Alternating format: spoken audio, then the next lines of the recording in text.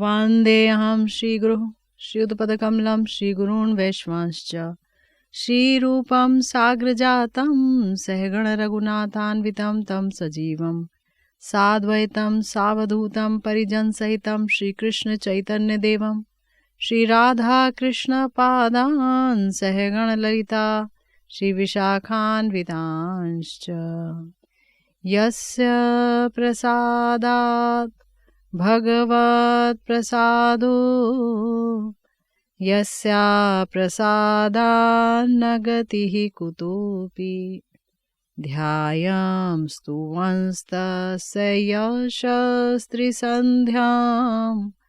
वन्दे गुरुः श्रीचरणारविन्दम्।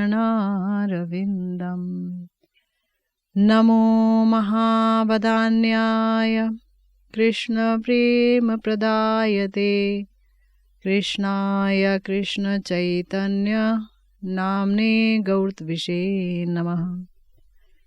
हे कृष्ण करुणा सिंधु दीनबंधु जगत्पते गोपेश गोपिका कांत राधाकांत नमोस्तुते। तप्त कांचन गौरांगी राधे वृंदावनेश्वरी वृषभानुसुते देवी त्वं नमामि हरिप्रिये।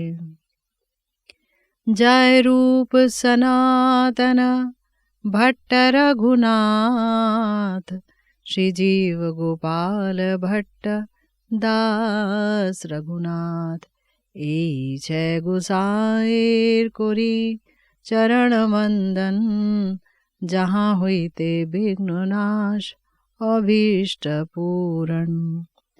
वाञ्छाकल्पतरुभ्यश्च कृपा सिन्धुभ्येव च पतितानां पावनेभ्यो वैष्णवेभ्यो नमो नमः। जय जय श्री राधे श्याम। हम सब लोग आस्वादन करते चले आ रहे हैं 3 वांछा का। जी हाँ, ब्रजलीला में भगवान श्री कृष्ण गोविंद उनकी 3 इच्छाएं अधूरी रह गईं, जिनको उन्होंने पूरा करने का भरसक प्रयत्न किया भी, किंतु वो पूरा कर नहीं पाए, आस्वादन कर नहीं पाए। किस चीज का आस्वादन? आप सुनते चले आ रहे हैं। श्री राधिका के प्रेम की महिमा क्या है, जिस प्रेम के मैं इतना वशीभूत हो जाता हूँ, जबकि मैं आनंद चिन्मय पूर्ण तत्व हूँ, पूर्ण आनंदमय हूँ, तो भी तो ये प्रेम मुझे वशीभूत कर देता है। जबकि मैं आत्माराम हूँ तो भी मैं इस प्रेम के आगे नाचने लगता हूँ, शिष्य बन जाता हूँ। तो किशोरी जी की प्रेम की महिमा क्या है? और मेरा माधुर्य ऐसा है जो कि स्थावर जंगम सबको वशीभूत कर देता है, आकर्षित करता है, यहाँ तक कि मुझे भी आकर्षित कर देता है, मगर मैं आस्वादन कर नहीं पाता हूँ, क्योंकि मेरे पास किशोरी जी का प्रेम नहीं है जितना वो आस्वादन करती हैं। तो वो जिस प्रकार से मेरे माधुर्य का आस्वादन करती हैं अपने प्रेम के द्वारा, मेरा वो माधुर्य भला कैसा है? और माधुर्य का आस्वादन करने के बाद सुख होता है। तो प्रिया जी को जो सुख उन्मत्तता होती है इस माधुर्य के आस्वादन के बाद, जबकि उनके हृदय में निज सुख का लेश मात्र गंध नहीं है, गंध तक नहीं है, तो भी वो सुख से उन्मत्त हो जाती हैं। तो ये सुख किस जाति का है, किस प्रकार का है?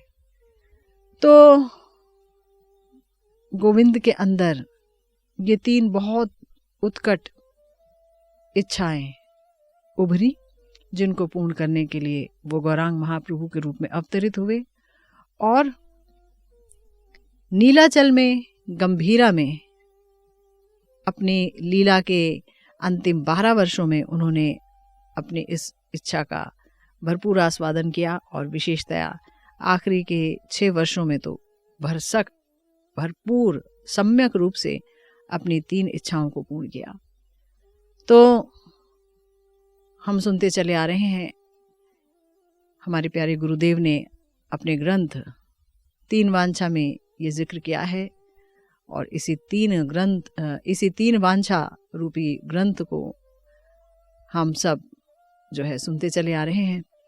आपने सुना, गुरुदेव ने बताया था कि गौरांग महाप्रभु ने अपनी इन इच्छाओं का आस्वादन किया है, इन इच्छाओं को पूर्ण किया है, श्री कृष्ण माधुर्य का आस्वादन किया है, और श्री राधिका के प्रेम की महिमा का आस्वादन किया है, माधुर्य से उत्थित सुख का आस्वादन किया है विरह भाव में, माथुर विरह भाव में।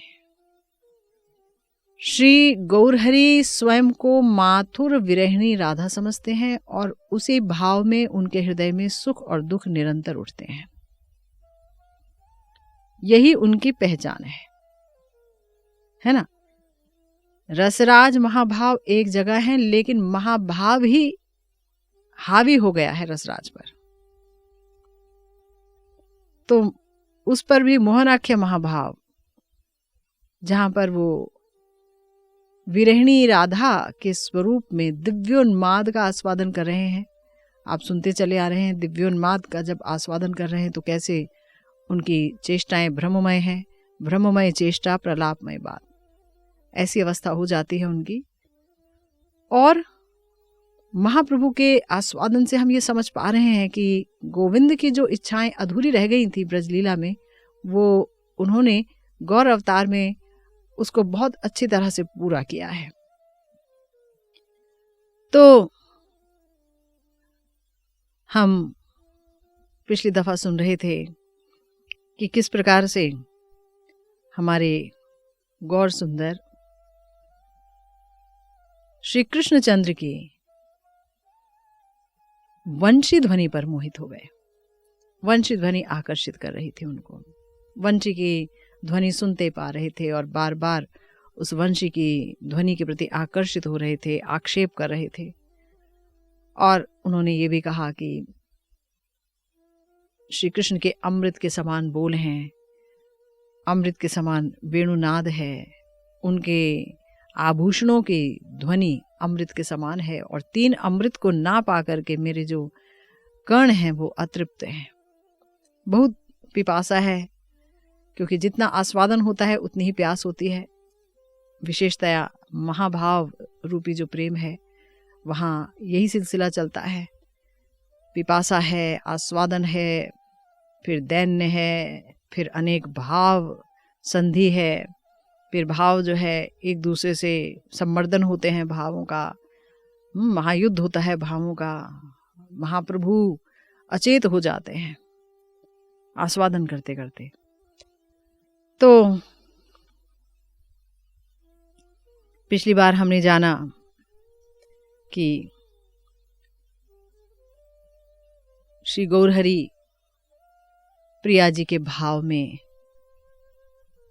श्री कृष्ण के, यानी अपने ही, याद रखिए गौरांग महाप्रभु गोविंद ही हैं जो राधा भाव में आस्वादन कर रहे हैं, निज नाम का, निज रूप का, निज वंशी वादन का, सब कुछ अपनी ही वस्तु आस्वादन कर रहे हैं।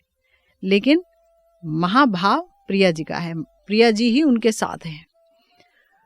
तो अब उन्होंने एक श्लोक पाठ किया जहां पर किशोरी जी ने विशाखा जी को कहा कि हे सखी, जिनकी कंठ ध्वनि मेघ से भी गंभीर है और जिनकी श्रुति मधुर, यानी कान को मधुर लगने वाली भूषण की ध्वनि मेरे कानों को आकर्षित करती है, और जिनका जो वाक्य है वो परिहास रस से भरा है और मधुर अक्षर से युक्त है, और जिनकी वंशी ध्वनि रमा आदि, लक्ष्मी जी आदि समस्त रमणियों की हृदयहारी हैं, ऐसे मदन मोहन मेरी कान की स्पृहा विस्तार कर रहे हैं। कान की समस्त इच्छा मदन मोहन की कंठ ध्वनि को लेकर है, उनकी भूषण ध्वनि, उनकी भूषण ध्वनि और उनके वेणु ध्वनि को लेकर है। तो श्लोक जब पाठ किया श्रीमन महाप्रभु ने, तो श्लोक का अर्थ स्वयं प्रकाशित करने लगे। श्लोक पाठ करके श्रीमन महाप्रभु इतने ज्यादा उस श्लोक के अंदर प्रवेश कर गए, उस श्लोक का इतना अधिक आस्वादन करने लगे।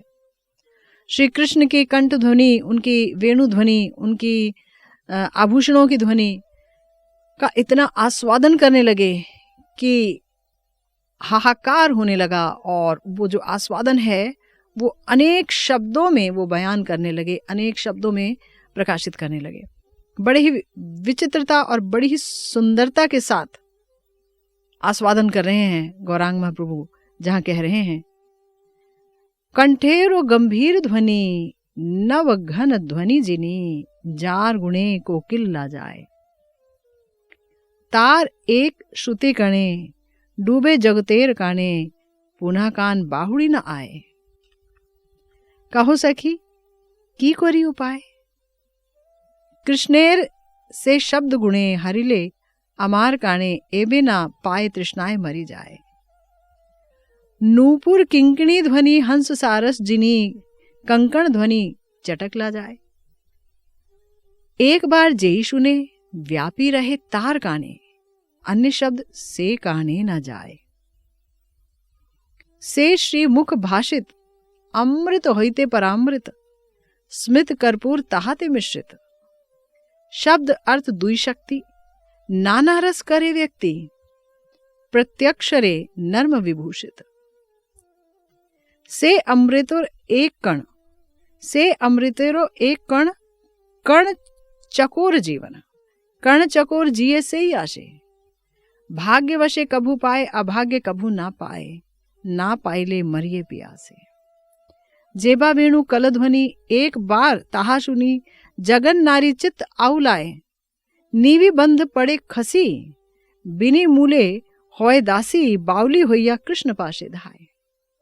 जेबा लक्ष्मी ठकुरानी तेहू से काकुली सुनी, कृष्ण पाशे आई से प्रत्याशाए।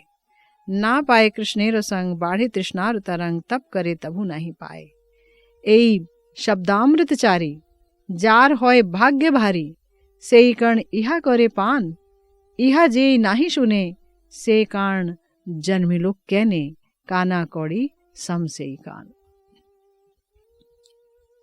तो किशोरी जी जितना आस्वादन कर रही थी श्याम सुंदर की सुमधुर ध्वनि का, उससे कहीं ज्यादा आस्वादन कर रहे हैं गौर सुंदर। क्यों? क्योंकि विषय जाती है और आशय जाती है, दोनों प्रकार का प्रेम वहीं पर है। माधुर्य और भाव दोनों आपस में मिले हुए हैं, तो आस्वादन भी दुगुना तिगुना है। तो किशोरी जी के भाव में श्रीमन महाप्रभु श्री कृष्ण के शब्द गुणों पर अपनी कर्ण इंद्रिय की आस्वाद माधुरी का वर्णन कर रहे हैं। कह रहे हैं कि देखो सखी स्वरूप जी को सामने देख रहे हैं ललिता सखी के रूप में, और रामानंद राय जी को विशाखा सखी के रूप में दर्शन कर रहे हैं, और कह रहे हैं देखो सखी श्री कृष्ण की जो कंठ ध्वनि है, जो वो बोलते हैं, वो नव मेघ के गर्जन की अपेक्षा भी गुरु गंभीर है, बहुत गुरु है, भारी है और गंभीर है। सुंदर आवाज है। कैसी आवाज है, कैसी ध्वनि है? जो कोयल के कंठ स्वर को भी लज्जित कर दे। कोयल भी शर्मा जाए कि ये ध्वनि तो कभी नहीं सुनी, इतनी सुमधुर।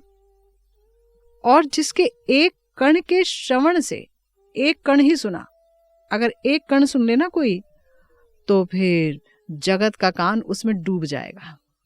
सारे जगत के वासियों के कान उस एक कण में ही डूब जाएंगे।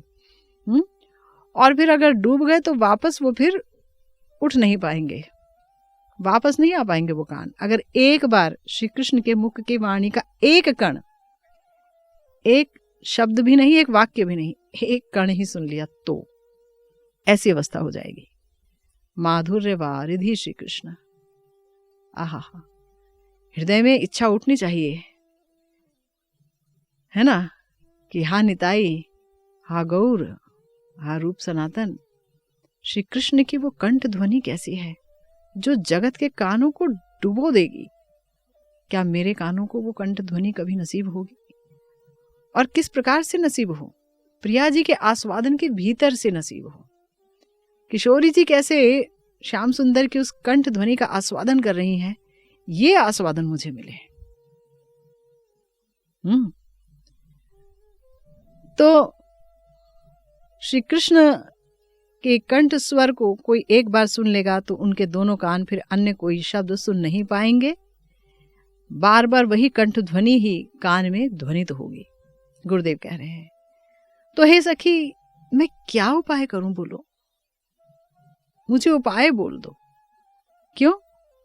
क्योंकि श्री कृष्ण के कंठ स्वर के माधुर्य की तरफ मेरे दोनों कान आत्महारा हो गए हैं।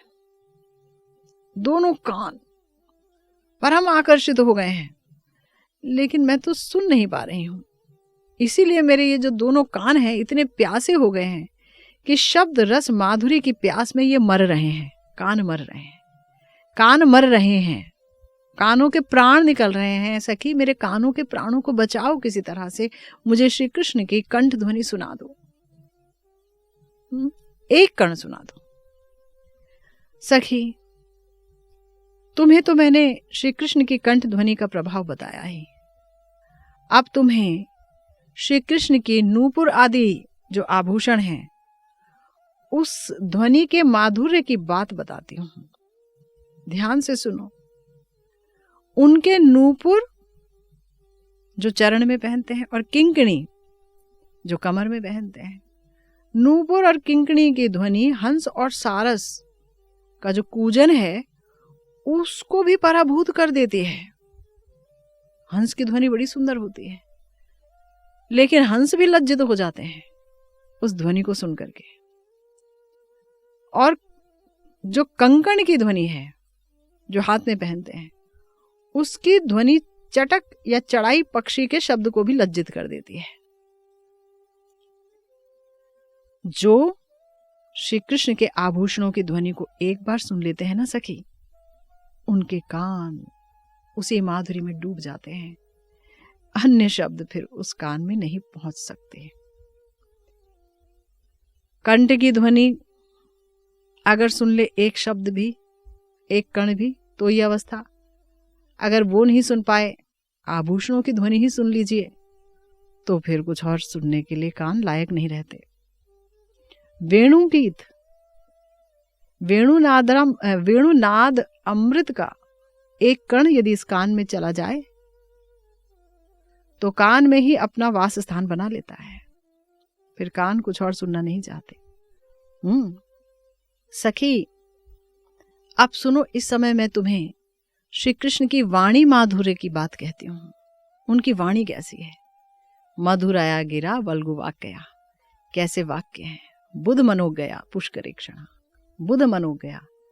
बड़े बड़े विद्वान लोगों का मन हरण कर लेती है श्याम सुंदर की वाणी। कैसी वाणी है देखो, तुम्हें बताती हूं। ऐसी वाणी है अमृत से भी परामृत, कि उनकी मुख की वाणी के निकट जो अमृत है वो महातुच्छ है, बेकार है, छार है, परामृत है। उस वाणी में उनका शुचि शुभ्र मंद हास्य रूपी कर्पूर मिश्रित है। पवित्र, शुभ्र, निर्मल, मंद हास्य, यानी श्री कृष्ण जब बोलते हैं तो हल्का मुस्कुरा के बोलते हैं। बात करते हैं तो सीधा ऐसे गंभीर नहीं। कंठ की ध्वनि गंभीर है, लेकिन जब बोलते हैं तो मुस्कुरा के बोलते हैं।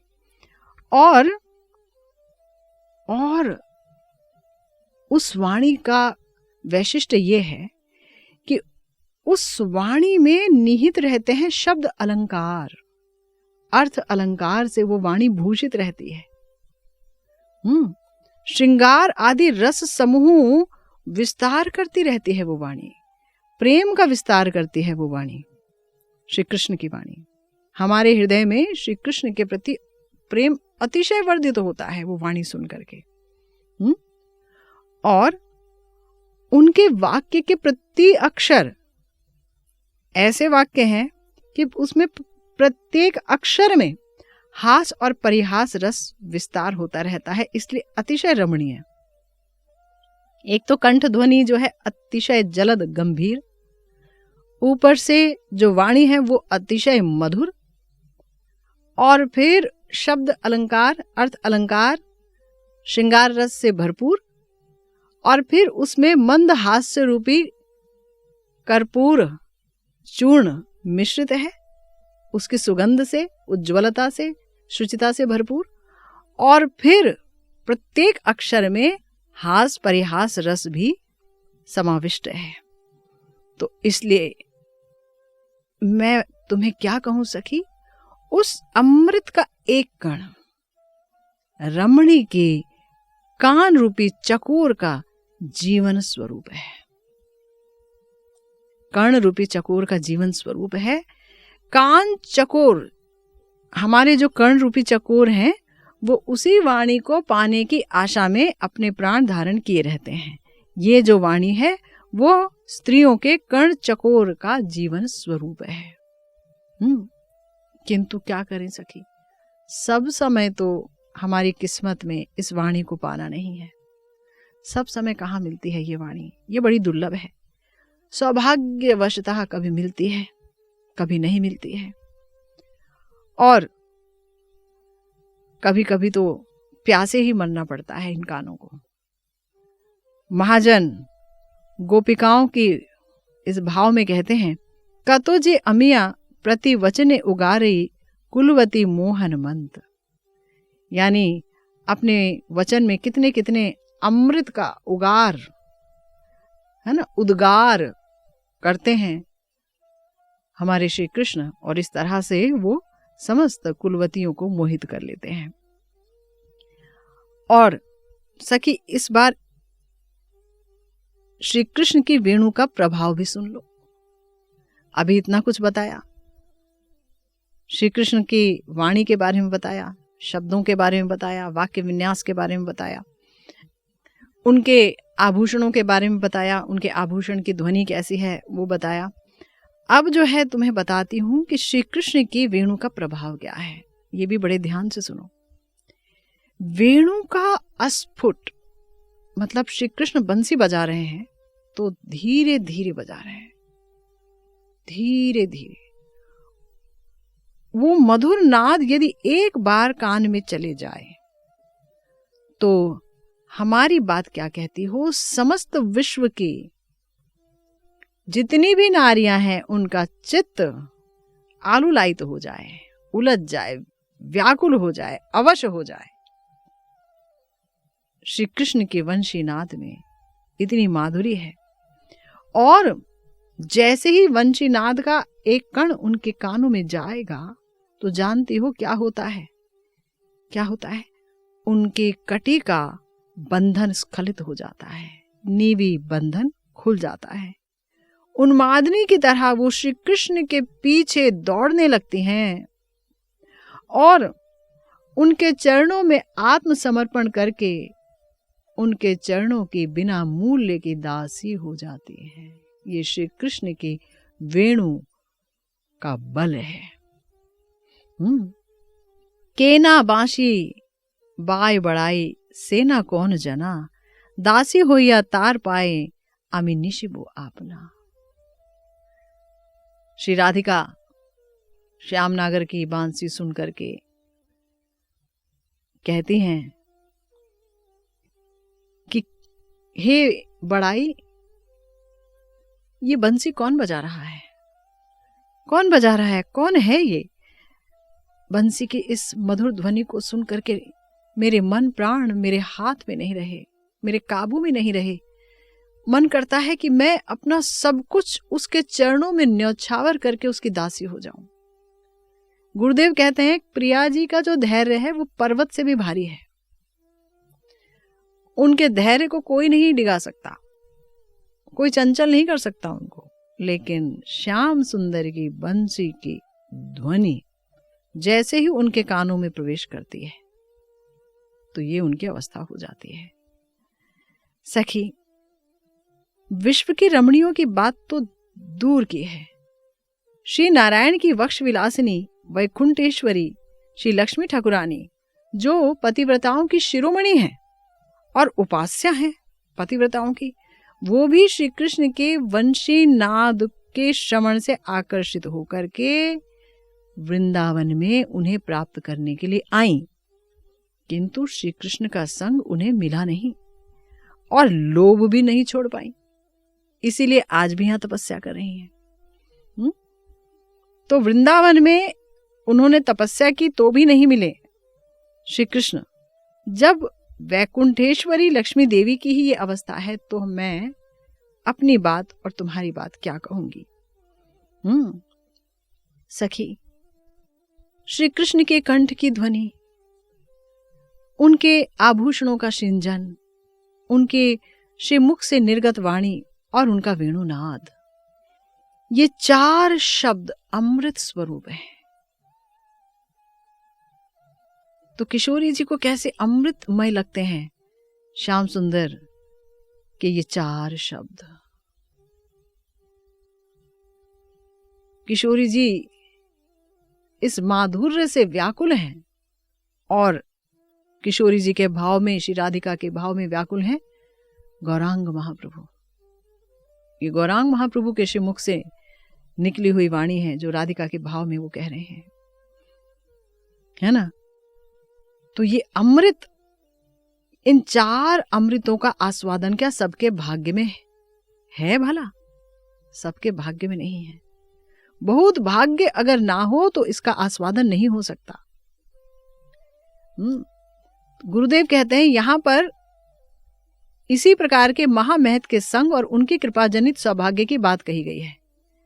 यानी कि अगर कोई रसिक चूड़ामणि महत का संग प्राप्त हो और तब उनकी कृपा से ऐसा सौभाग्य उदित हो कि इन 4 शब्दामृत की तरफ हमारे कान खींचने लगे, कानों की प्यास बढ़ जाए, हाहाकार करने लगे और रोने लगे कि हा रूप, हा सनातन, हा रघुनाथ गोस्वामी जी, कब कृपा होगी? हा नित्यानंद प्रभु, कब कृपा होगी कि ये 4 शब्दामृत मेरे कानों के जीवन बनेंगे? मेरे कानों को कुछ तो अनुभूति प्रदान करो, मेरा स्वरूप जागृत करके इन 4 शब्दामृत के लिए मेरे हृदय में आकुल पिपासा जागृत कर दो। मेरे हृदय में काम, क्रोध, लोभ, मोह, मद, मात्सर्य, अविद्या और ना जाने कितने कितने दुर्वासनाओं ने अपना स्थान बनाया है, परंतु ये उनका स्थान नहीं है। हे प्रिया प्रियतम, हे निताई गौर, हे गुरुवर्ग, ये तो आपका स्थान है। आप आओ और इन सब को बाहर निकाल दो और अपने स्थान पर अपना अधिकार जमा दो। आप यहाँ पर इस हृदय में अपना मंदिर बना लो और यहीं पर बैठ जाओ, इस हृदय में ही अपनी लीला करो। तो ये प्रार्थना उदित होनी चाहिए हृदय से। तो गुरुदेव कहते हैं कि जिनका उस प्रकार का भाग्य उदित होता है वे पान कर पाते हैं। ये कान ही अगर इन 4 अमृत का पान ना कर पाए, इस सौभाग्य को प्राप्त ना कर पाए, तो इन कानों का जन्म बेकार है। वो जन्मे ही क्यों, वो तो कानी कौड़ी की तरह निष्फल हो गए। अगर हम कौड़ी देखते हैं, कानी कौड़ी, तो ऐसे देखते हैं, उसमें कान की तरह आकृति बनी रहती है, लेकिन बेकार है, जड़ है, वहां तो कोई शब्द नहीं जा सकता, है ना। तो कृष्ण माधुर्य आस्वादन से ही इंद्रियों की सफलता है, वरना वो इंद्रियां बेकार हैं, है ना। तो कान का कोई धर्म और कर्म इस कानी कौड़ी के छेद से नहीं हो सकता।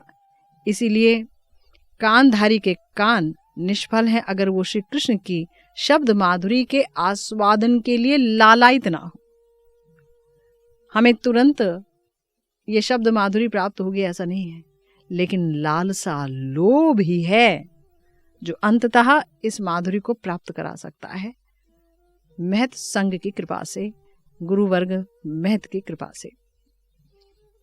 गुरुदेव कह रहे हैं, भगवत रस आस्वादन ही श्रीमन महाप्रभु द्वारा प्रवर्तित वैष्णव धर्म की चरम परिणति है। महाप्रभु के आने से पहले कौन जानता था श्री कृष्ण के इतने माधुर्य को इस हद तक। प्रिया जी के प्रेम माधुर्य को कौन जानता था? उनके प्रेम का वैशिष्ट्य क्या है कौन जानता था?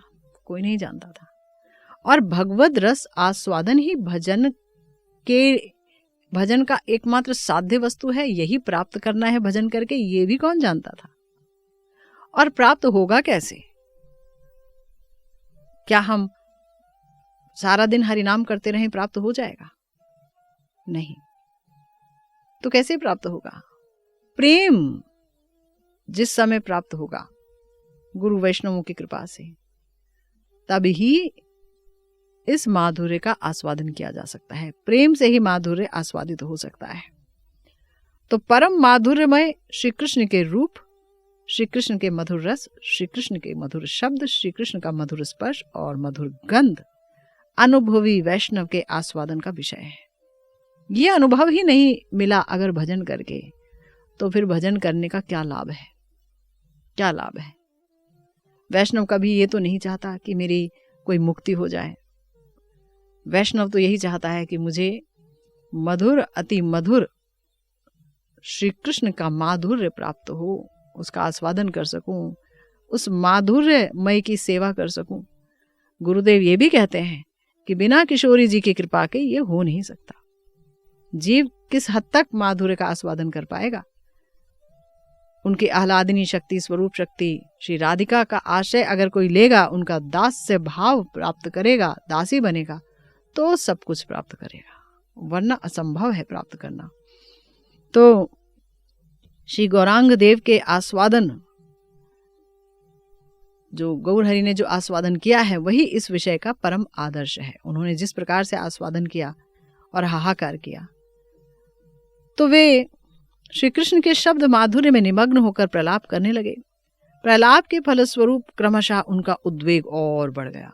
जितना वो हाहाकार कर रहे हैं और बेचैनी बढ़ रही है और व्याकुलता बढ़ती चली जा रही है, और साथ साथ बहुत सारे भाव भी उदित हो रहे हैं, है ना? भाव शाबल्य, भाव एक दूसरे को सम्मर्दन कर रहे हैं, है ना? एक दूसरे के साथ युद्ध हो रहा है भावों का। करिते ऐचे विलाप, उठिलो उद्वेग भाव, मने कहा नाही आलंबन, उद्वेग विषाद मति, उत्सुक के त्रास धृति स्मृति, नाना भावीर होइलो मिला। उद्वेग का, विषाद का, मति का माने विचार शक्ति का, उत्सुकता का, त्रास का, धृति का और स्मृति का, अनेकानेक भाव उदित हुए एक साथ।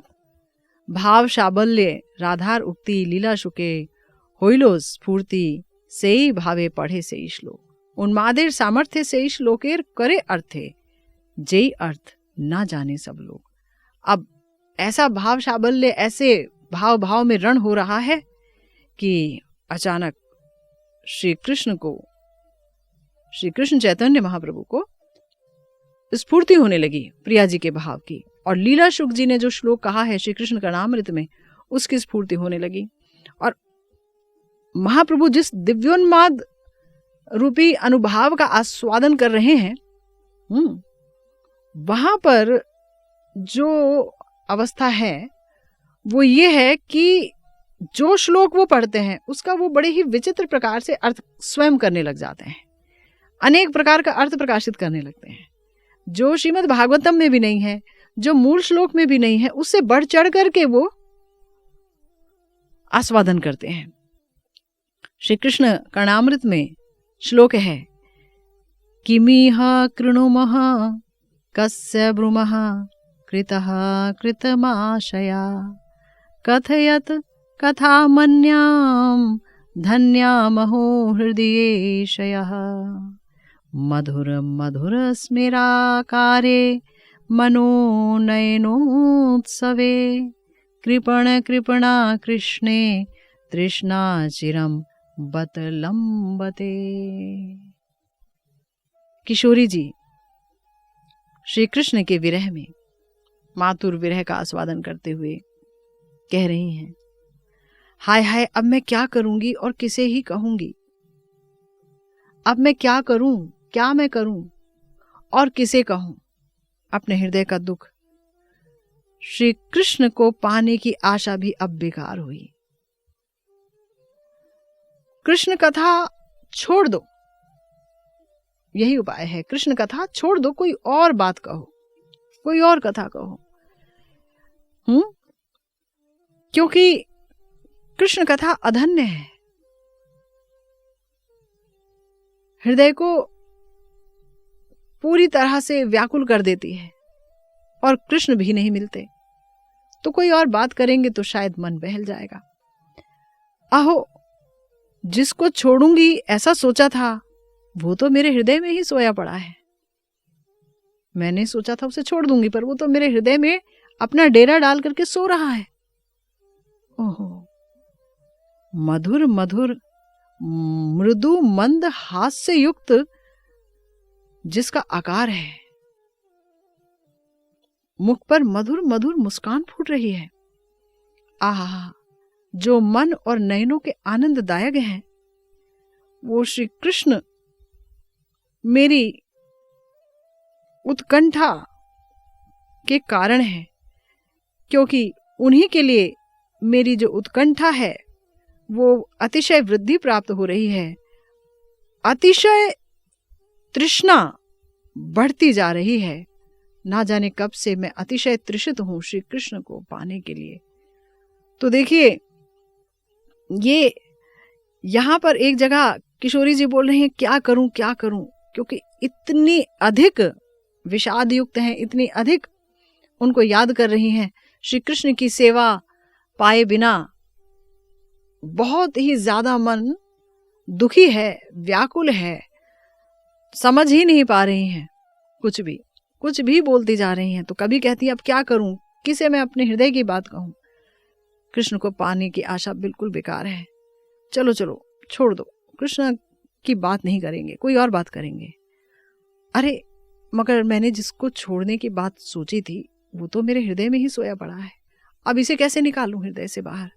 फिर अचानक मन हृदय में सोए हुए उन कृष्ण की तरफ चला गया। आह, ये तो मेरे नेत्रों और मेरे मन का आनंद विधान कर रहे हैं। वहीं डूब गई। ओहो, इन्हीं श्री कृष्ण को पाने के लिए अतिशय तृष्णा ना जाने कब से वृद्धि पा रही है, बार बार मेरी तृष्णा बढ़ती जा रही है, बढ़ती जा रही है। तो कहाँ कहती है छोड़ दो, कहाँ कहती उपाय बता दो, कहाँ कहती हृदय में ही है। फिर जब हृदय में है तो पाने की बात क्या है, हृदय में तो है नहीं, इसको पाने की तृष्णा भी बढ़ती चली जा रही है। सब बातें एक दूसरे के विरोधात्मक हैं। और यही प्रलापमय बात की खूबसूरती है। यहीं से पता चलता है कि कितना ज्यादा आस्वादन है श्री कृष्ण का और कितना आनंद है। दुख के इस स्वर में आनंद ही आनंद छिपा है जो दिखता नहीं है। तो महाप्रभु इस उद्वेग को संभाल नहीं पा रहे हैं और इस श्लोक का नाना प्रकार से बड़ा ही सुंदर अर्थ कर रहे हैं। क्या अर्थ कर रहे हैं, क्या भाव वैचित्री हमारे प्यारे भावनिधि गौरांग महाप्रभु आस्वादन कर रहे हैं, श्रीमन महाप्रभु ने चाहा तो जानेंगे हम। इसी के साथ आज की भागवती कथा यहीं विश्राम लेती है।